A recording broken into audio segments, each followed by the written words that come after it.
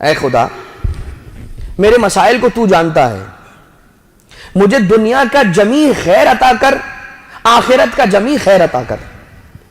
یہ ایسی دعا ہے کہ اس میں سب کچھ آ گیا۔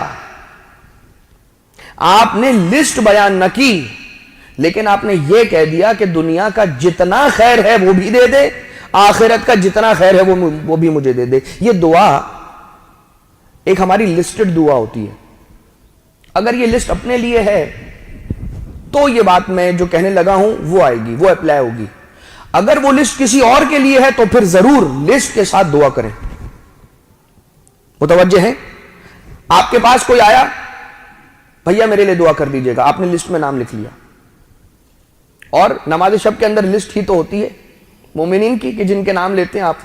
تو جب غیروں کے لیے دعا کر رہے ہیں لسٹ کے ذریعے سے کرے، کوئی پرابلم نہیں۔ اپنے لیے کر رہے ہیں تو رب ذوالجلال پر چھوڑ دیجئے۔ میں تو بہتر کی بات کر رہا ہوں، بہتر سے بہتر کی بات کر رہا ہوں، ورنہ اس میں بھی کوئی قباحت نہیں ہے۔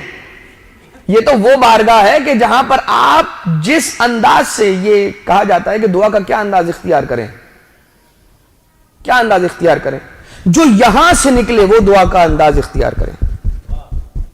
جو یہاں سے نکلے نا، جو دل سے نکل رہا ہو، وہ بارگاہ الہی میں وہ انداز اختیار کریں۔ آپ جاتے ہیں مولا عباس علیہ السلام کے روضے پر،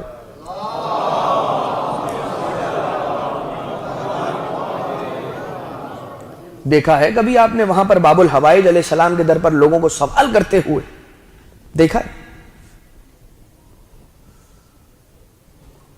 کیسے ہاتھ اٹھا اٹھا کر زری کی جانب اشارہ کر کے گڑ گڑا کر مانگتے ہیں کہ اب آپ کی بارگاہ میں آ گئے ہیں، آپ باب الحوائج ہیں، خدا نے آپ کو باب الحوائج بنایا ہے، میں آپ کی بارگاہ سے حاجت لیے بنا نہیں جاؤں گا یا نہیں جاؤں گی۔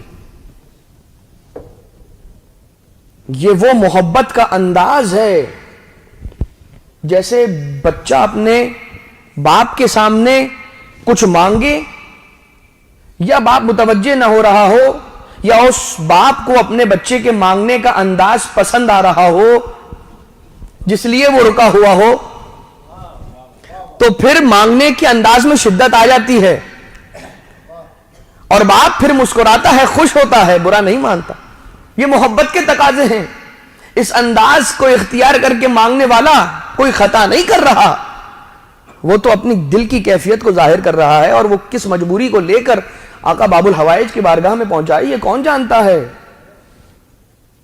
لیکن عزیزان محترم، بارگاہ الہی میں جو دل کا حال ہے وہ رکھ دیجیے، راز و نیاز۔